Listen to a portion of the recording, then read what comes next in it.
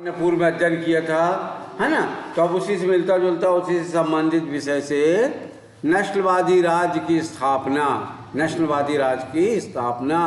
तो सत्ता में पहुंचते ही नाजियों ने शुद्ध जर्मनों के विशिष्ट नस्ली समुदाय की स्थापना के सपने को लागू करना शुरू कर दिया। काय को? विशिष्ट नस्लवादी समुदाय की स्थापना के सपनों को लागू करना शुरू कर दिया। सबसे पहले उन्होंने विस्तारित जर्मन साम्राज्य में मौजूद उन समाजों या नस्लों को खत्म करना शुरू किया जिन्हें वे अवांछित मानते थे। अवांछित से तात्पर्य बच्चों आप लोग समझ रहे हैं, अवांछित मानते थे। मैं आप लोगों से पूछूंगा इस संदर्भ में, और जानकारी नहीं है अवांछित से संबंधित तो आप आके जानकारी ले सकते हैं मुझसे, ठीक है। तो अवांछित मानते थे, उन्हीं के साथ में ये ऐसा किया गया। अच्छा, नात्सी शुद्ध और स्वास्थ्य नारकीय आर्यों का समाज बनना चाहते थे। उनकी नज़र में केवल ऐसे लोग ही वंचित थे। वंचित अवंचित से तात्पर्य अब आप समझ गए होंगे बच्चों, मैं समझता हूँ, है ना, क्योंकि अब भी आप हाई स्कूल में आ गए हैं आप लोग, इसलिए प्रयास कीजिए, परिश्रम कीजिए, अध्ययन कीजिए, जानकारी लीजिए। नहीं समझ में आता है तो निगम से संबंधित जो विषयवार संबंधित शिक्षक हैं उनसे आके संपर्क साधिए और अपने विषय की जानकारी और समस्या का निदान कराइए। परंतु आप स्वयं संपर्क साधने के पहले अपने अभिभावकों से इस संदर्भ में अनुमति पत्र अवश्य लाएं, ठीक है। तो उनकी नज़र में केवल ऐसे लोग ही वंचित थे, केवल ये ही लोग थे जिन्हें तरक्की और वंश विस्तार के योग्य माना जा सकता था, बाकी सब अवंचित थे। इसका मतलब यह निकला कि ऐसे जर्मनों को भी जिंदा रहने का कोई हक नहीं है जिन्हें नासी अशुद्ध या असामान्य मानते थे। समझ रहे हैं? जिन्हें नासी अशुद्ध या असामान्य मानते थे। यूथनेजिया मतलब दया मृत्यु यूथनेजिया कार्यक्रम के तहत बाकी नासी अफसरों के यूथनेजिया कार्यक्रम के तहत बाकी नाजी अफसरों के साथ साथ हेलमुट के पिता ने भी असंख्य ऐसे जर्मनों को मौत के घाट उतारा। किन्होंने भी असंख्य मौत के घाट उतारा? मैं आप लोगों से पूछूंगा बच्चों, ठीक है, कि असंख्य ऐसे जर्मनों को मौत के घाट उतारा था जिन्हें वे मानसिक या शारीरिक रूप से अयोग्य मानते थे। किनको उतारा था, किन्होंने उतारा था, क्यों उतारा था, इस संदर्भ में आप लोगों से बच्चों प्रश्न किया जा रहा है और किया जाएगा आने वाले समय में, इसलिए इसका विशेष ध्यान दीजिए, है ना। तो जिन्हें वे मानसिक या शारीरिक रूप से अयोग्य मानते थे। केवल यहूदी ही नहीं थे जिन्हें अवंचितों की श्रेणी में रखा गया था। समझ रहा है? वो केवल यहूदी भर नहीं थे जिन्हें अवंचितों की श्रेणी में रखा गया था। इनके अलावा भी कई नस्लें थीं जो इसी नीति, समझ रहे हैं, इसी नीति के लिए अभिशाप्त थी। जर्मनी में रहने वाले जिप्सियों, है ना, जिप्सी कार न समझ जाना, जर्मनी में रहने वाले जिप्सियों और अस्पृश्यतों की पहले तो जर्मन नागरिकता छीन ली गई। समझ रहे बात को? किनकी जर्मन नागरिकता छीन ली गई? ध्यान दीजिए। और जर्मन में रहने वाले जिप्सियों और अस्पृश्यतों की पहले तो जर्मन नागरिकता छीन ली गई और बाद में उन्हें मार दिया गया। रूसी और पुलिस मूल के लोगों को भी मनुष्य से, समझ रहे हैं, मनुष्य से कमतर माना गया। जब जर्मनी ने पोलैंड और रूस के कुछ हिस्सों पर कब्जा कर लिया तो स्थानीय लोगों को भयानक परिस्थितियों में गुलामी की तरह काम करना पड़ा। गुलामों की तरह काम पर क्या किया? झोंक दिया गया और उन्हें इंसानी बर्ताव के लायक नहीं माना जाता था। जो इंसान के साथ में इंसानियत का व्यवहार किया जाता था उस लायक उनको नहीं माना जाता था। उनमें से बहुत सारे बेहिसाब काम के बोझ और भूख से ही मर गए। क्या हुआ? काम के बोझ और भूख के कारण ही मर गए। फिर क्या था? नासी जर्मनी में सबसे बुरा हाल यहूदियों का हुआ। किनका हुआ? यहूदियों का हुआ। और यहूदियों का जो हुआ बुरा हाल, तो यहूदियों के प्रति नासियों की दुश्मनी का एक आधार यहूदियों के प्रति ईसाई धर्म में मौजूद, क्या में? ईसाई धर्म में मौजूद परंपरागत घृणा भी थी। ईसाइयों का आरोप था कि ईसा मसीह को यहूदियों ने ही मारा था। जो मसीही बंधु थे, इनका क्या आरोप था? कि प्रभु यीशु मसीह को क्या है? प्रभु यीशु मसीह को यहूदियों ने ही मारा था। इसलिए इस मसीही बंधुओं की नज़र में यहूदी आदतन हत्यारे और सूदखोर थे। कौन थे? आदतन अपराधी, आदतन हत्यारे और सूदखोर थे। इसलिए मध्यकाल तक यहूदियों को, कब तक? मध्यकाल तक यहूदियों को जमीन का मालिक बनने की मनाही थी। क्या था? मध्यकाल तक यहूदियों को जमीन का मालिक बनने की मनाही थी। वे लोग मुख्य रूप से व्यापार और धन उधार देने का धंधा करके अपना गुजारा चलाते थे। कौन लोग चलाते थे? बच्चों, आप लोग ध्यान दे रहे तो आके मुझे इसकी जानकारी दीजिए और बताइए कि वे बाकी समाज से, समझ रहे बात को आप? मध्यकाल यहूदियों ने जमीन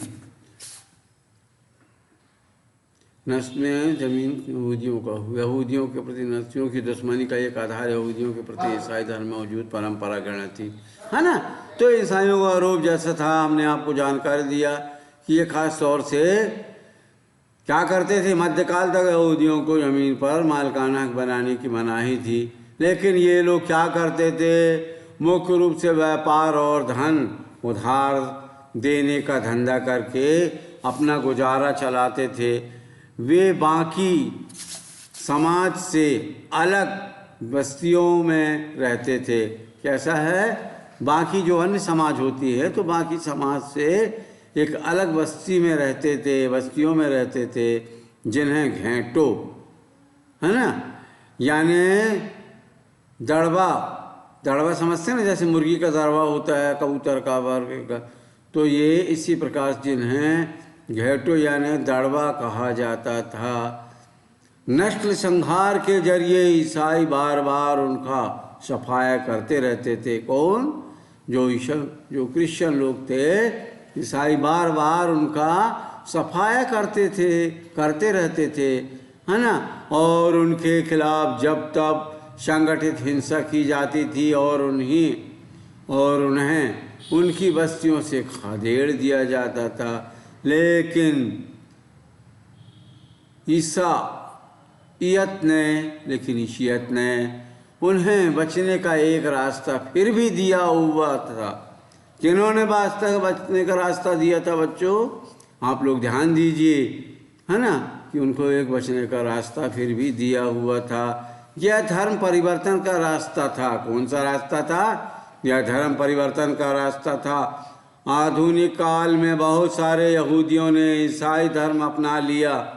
क्या हुआ? जब आधुनिक काल में बहुत सारे यहूदियों ने क्या किया? ईसाई धर्म अपना लिया और जानते बूझते हुए जर्मन संस्कृति में ढल गए। कहाँ ढल गए?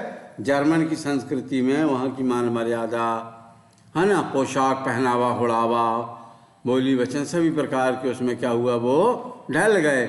लेकिन यहूदियों के प्रति हिटलर की घृणा तो नस्ल के छद्म वैज्ञानिक सिद्धांतों पर आधारित थी। काय पर आधारित थी? यहूदियों के प्रति जो हिटलर की घृणा थी, तो नस्ल के छद्म वैज्ञानिक सिद्धांतों पर आधारित थी। समझ रहे बच्चों? इस नफरत में यहूदी समस्या का हल धर्मांतरण से नहीं निकल सकता था। हिटलर की दृष्टि में इस समस्या का सिर्फ एक ही हल था। कौन सा हल था? यहूदियों को पूरी तरह खत्म कर दिया जाए। कैसा किया जाए? यहूदियों को पूरी तरह ख़त्म कर दिया जाए। फिर 1933 से सन 1933 से 1938 तक नाज़ियों ने यहूदियों को तरह तरह से आतंकित किया। समझ रहे, जैसे अपने भारतवर्ष में आतंकवाद फैला हुआ है, लेकिन वो सफल नहीं हो पा रहे हैं। हमारे भारतवर्ष के फौजी अफसरान, फौजी भाइयों द्वारा उनको ध्वस्त कर दिया जाता है। चाहे वो कोई भी देश हो, हमारे भारत देश से दूसरा देश जो भी है, अगर आतंकवाद गतिविधियाँ करता है तो उसको हमारे भारत के लोग, फौजी अफसरान ध्वस्त कर देते हैं उनकी मंशा को और धूल चटा देते हैं। ठीक इसी प्रकार से यहूदियों को तरह तरह से आतंकित किया, उन्हें दरिद्र कर आजीविका के संसाधनों से हीन कर दिया और उन्हें सही समाज से अलग थलग कर डाला। समझ रहे हैं, शेष समाज से जब अलग थलग कर डाला तो यहूदी देश छोड़कर जाने लगे, है ना। जब यहूदी देश छोड़कर जाने लगे तो 1939 से लेके 45 तक के दूसरे दौर में यहूदियों को कुछ खास इलाकों में इकट्ठा करने और अंत पोलैंड में बनाए गए गैस चैम्बरों में ले जाकर मार देने की रणनीति अपनाई गई। समझ रहे हैं, गैस चैम्बर के बाद मार देने की रणनीति अपनाई गई। तो ठीक इसी प्रकार नस्ल से संबंधित जो अध्ययन करते आ रहे हैं, अब उसके संदर्भ में ये क्रियाकलाप पर आप ध्यान देंगे बच्चों कि क्या प्रतिक्रिया हुई।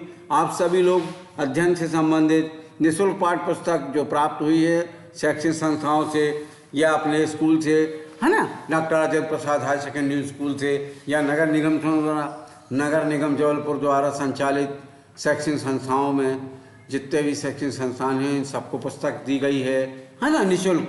तो इसलिए उस पुस्तक की संदर्भ में उस पुस्तक का भी अध्ययन आप बाकायदा करते रहें।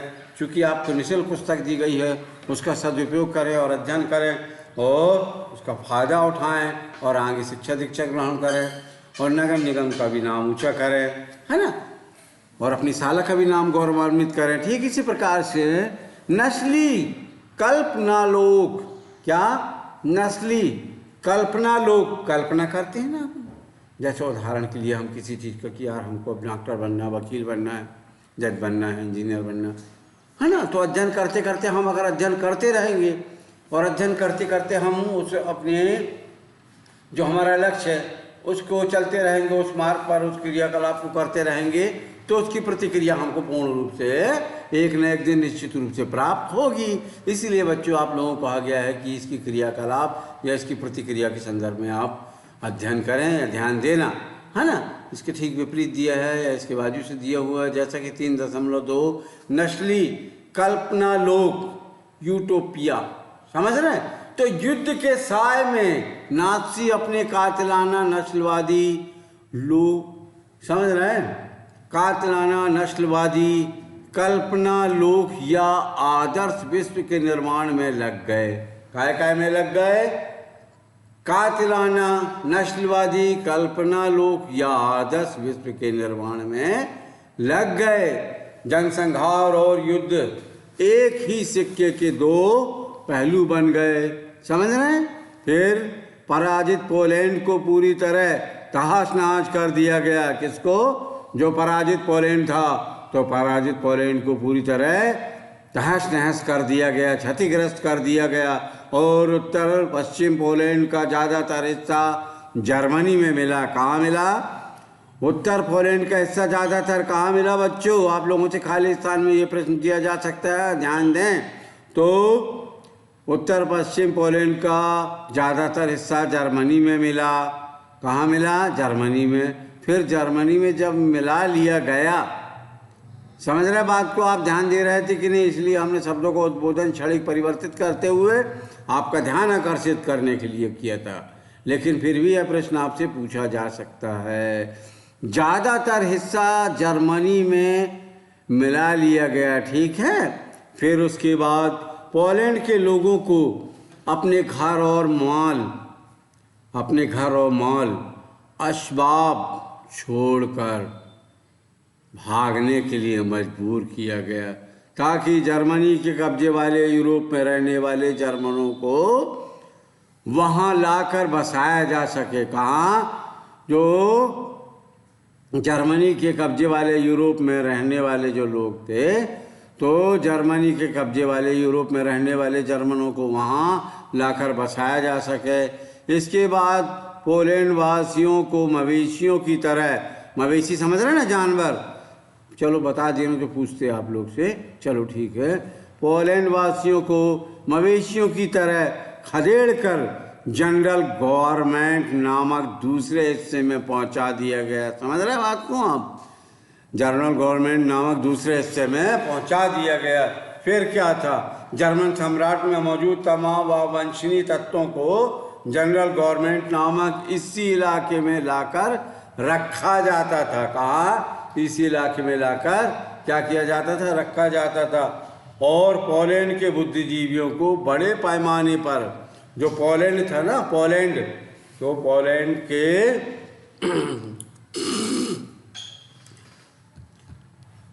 बुद्धिजीवियों को, जो पोलैंड के पढ़े लिखे शिक्षित बुद्धिजीवी लोग थे, तो ऐसे बुद्धिजीवियों को बड़े पैमाने पर मौत के घाट उतारा गया।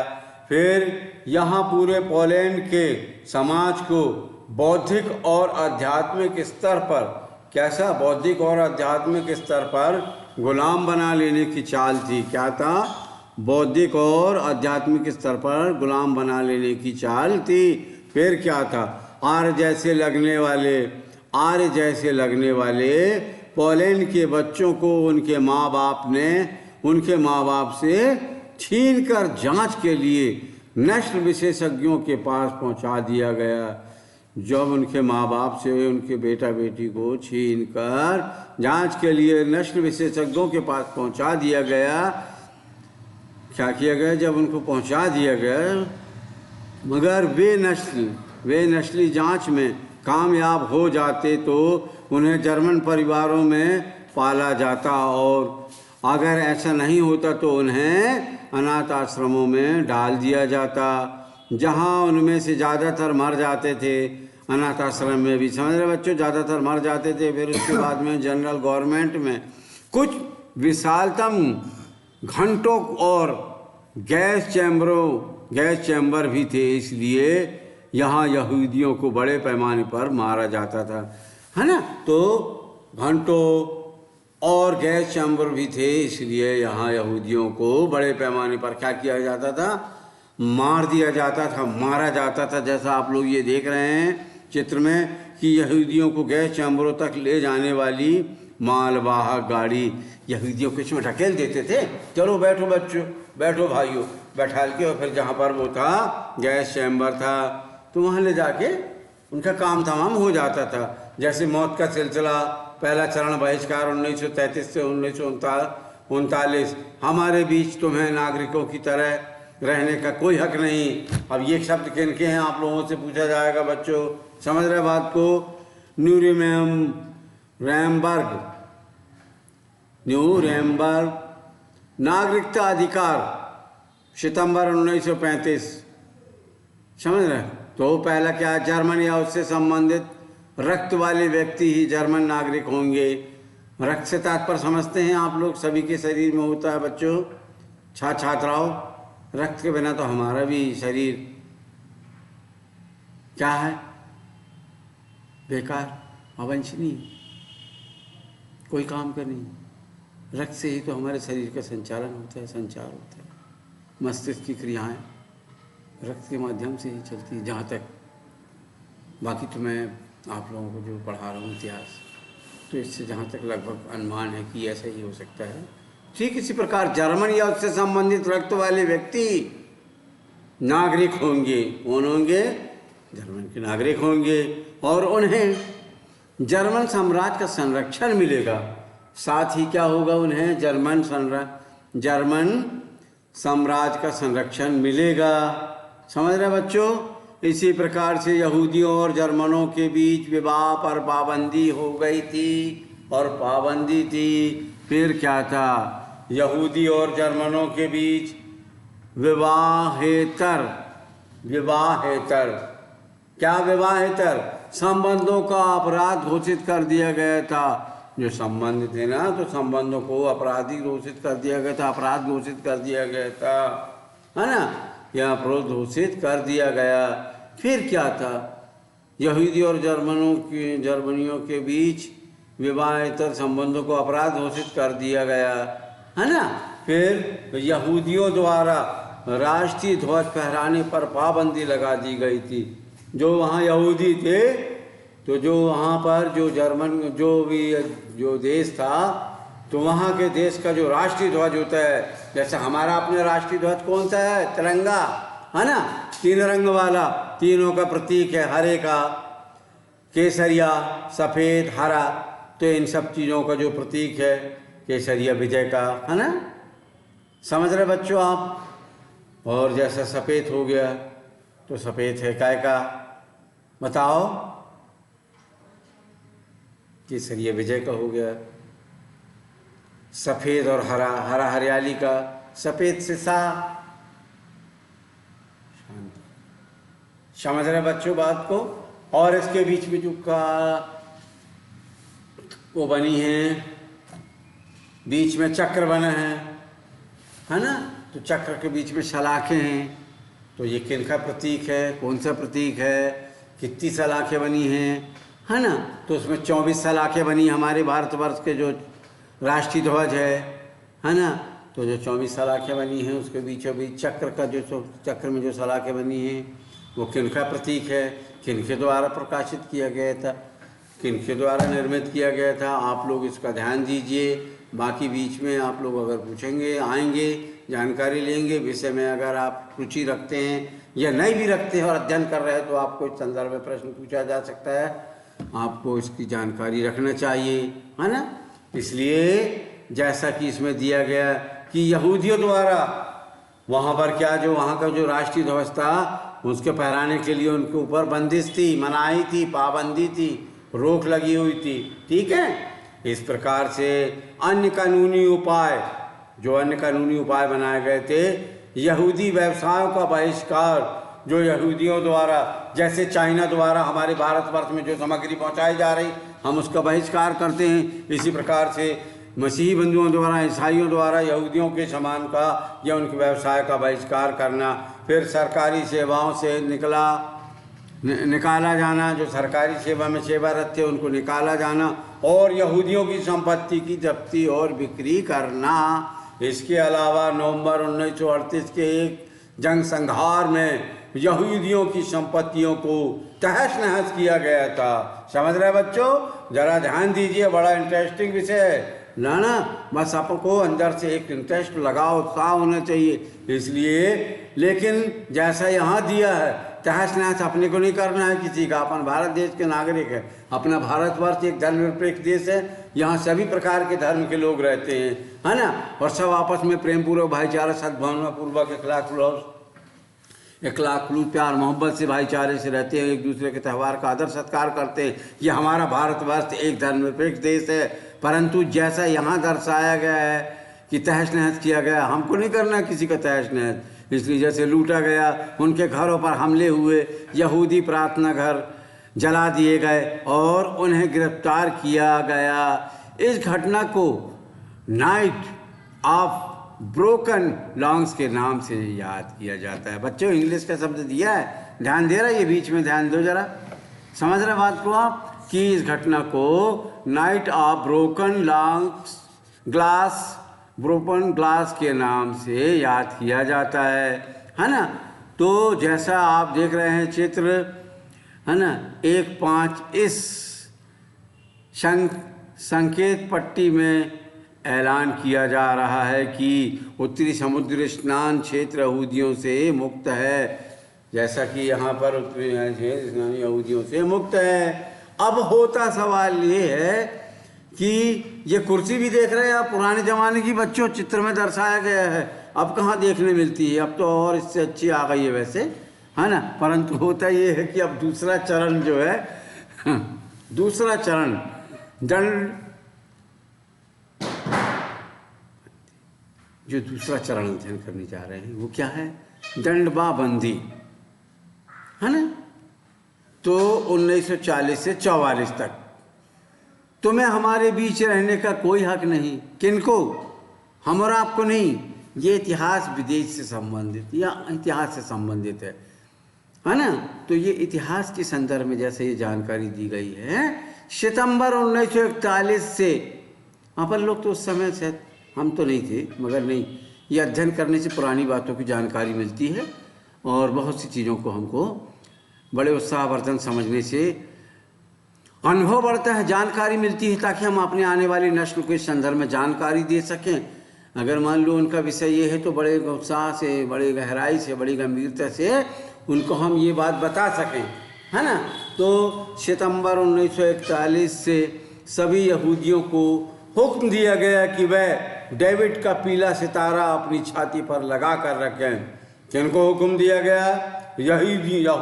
यहूदियों को ऑर्डर दिया गया कि वह डेविड का पीला सितारा अपनी छाती पर लगा कर रखेंगे। उनके पासपोर्ट, तमाम कानूनी दस्तावेजों और घरों के बाहर भी यह पहचान चिन्ह छपा दिया गया। जर्मनी में उन्हें यहूदी मकानों में और पूर्वी क्षेत्र के लोद एवं वर्षा जैसी घेंटों बस्तियों में कष्टपूर्ण और दरिद्रता की स्थिति में रखा जाता था। ये बेहद पिछड़े और निर्धन इलाके के थे।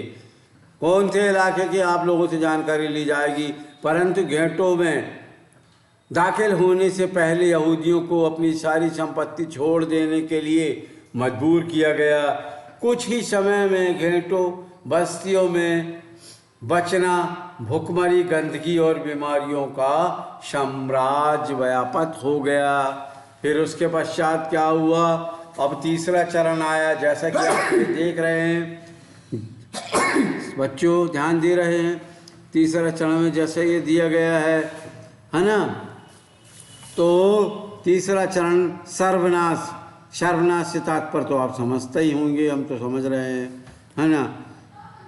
तो जैसा सर्व कल्याण, तो यहाँ पर लेकिन क्या दिया है? तीसरा चरण सर्वनाश। तो 1941 के बाद क्या हुआ? तुम्हें जीने का अधिकार नहीं। अब ये कौन कह रहा है तुम्हें जीने का अधिकार नहीं? आप स्पष्ट इस चित्र में देख रहे हैं कि चित्र 1:8 यानी 18।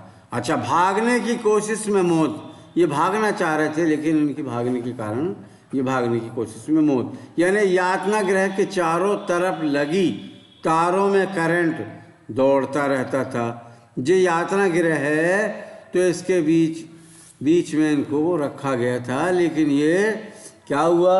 अपनी जान बचाने के चक्कर में और ये भागने के चक्कर में, तो जो चारों तरफ करंट था, करंट फैला रखा था, बीच में इनको क्या किया था? खड़ा कर दिया गया, बैठा दिया गया, जो भी किया गया। लेकिन ये भागने के चक्कर में यातना के चारों तरफ लगी तारों में करंट दौड़ता रहता था, तो ये भी उसी में फिर क्या हुआ? सिमट गए। फिर क्या? और ऐसे गैस चैम्बर के बाहर कपड़ों के ढेर लगे, देख रहे हैं आप, ये कपड़ों के ढेर लगे हैं।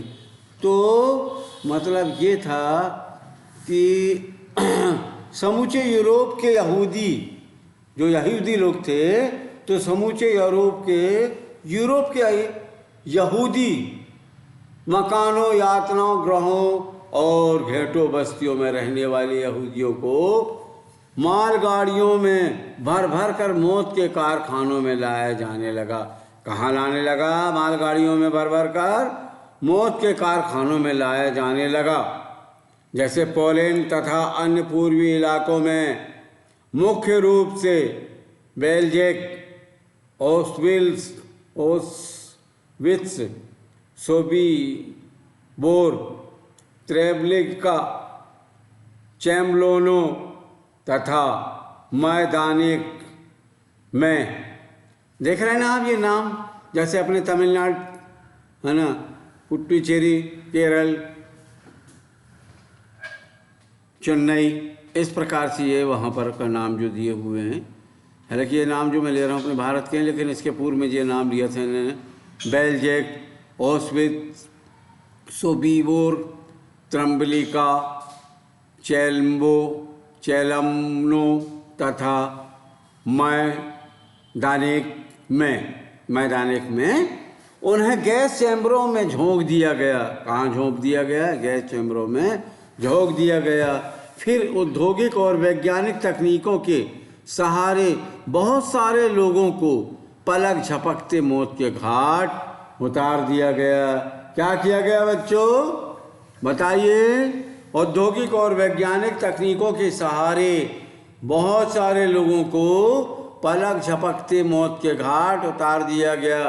बच्चों, जैसा कि आप लोगों को जानकारी होना चाहिए कि आप लोगों को जो भी अध्ययन अध्यापन कार्य कराया जा रहा है, इसका आप लोग विशेष ध्यान दें, चूँकि अभी वर्तमान में आप लोगों की परीक्षाएं प्रारंभ होने वाली हैं। अब कब शैक्षणिक संस्थाएं नियमित रूप से प्रारंभ हो जाएं, अभी इसका कोई निश्चित नहीं है, परंतु आप अपनी तैयारी पूर्ण रूप से रखें, चूँकि परीक्षाएं तो होना ही होगी। परीक्षा हुए बगैर तो आप लोग उत्तीर्ण अनुत्तीर्ण का कुछ भी अंदाज़ा नहीं लगा सकते, या फिर परीक्षा के पश्चात ही आपको स्पष्ट जानकारी मिलेगी। इसलिए अगर आप उत्तीर्ण होना चाहते हैं, खूब मेहनत करें, खूब अध्ययन करें। ये सोच लें कि जिस तरीके से कहा जाता है कि सबसे मनुष्य की अच्छी और सच्ची मित्र कौन है? पुस्तक, है ना। इसलिए आप इस बात का विशेष ध्यान रखें और अपना अध्ययन अध्यापन कार्य के प्रति पूर्ण रूप से सजग रहें, और आपका जीवन इसी में ही आगे चलकर क्या होगा? भविष्य उज्ज्वल होगा, या जीवन आपका उज्ज्वल होगा अध्ययन अध्यापन कार्य से, है ना। तो इसका विशेष ध्यान रखें। और साथ ही मैं आप लोगों से यह भी कहना चाहता हूँ कि वर्तमान में आप जो भी नियम हैं उनका पालन करें और चेतन स्वस्थ रहें, सावधानी बरतें। और साथ में ये कह रहा था मैं आपसे कि एक मिनट, हाँ ये बात है मैन, कि आपको जो भी अध्ययन कराया जा रहा है इस संदर्भ में, उपाध्याय जी सर, इस संदर्भ में, है ना बच्चों, जैसा कि आप लोगों को इस संदर्भ में जो भी अध्ययन कराया जा रहा है तो आप समझ गए होंगे, है ना। तो जैसा पलक झपकते मौत के घाट उतार दिया गया, फिर क्या हुआ उसके पश्चात मालूम है आप लोगों को? ये देख रहे हैं आप लोग चप्पल जूते कितने सारे वो डले हुए हैं। ये देखकर अंदाज़ा लगाया जा सकता कि अंतिम समाधान से पहले कैदियों से छीने गए जूते चप्पल, और फिर नाज़ी जर्मनी में युवाओं की स्थिति क्या हुई मालूम है आपको? जरा ध्यान दीजिए।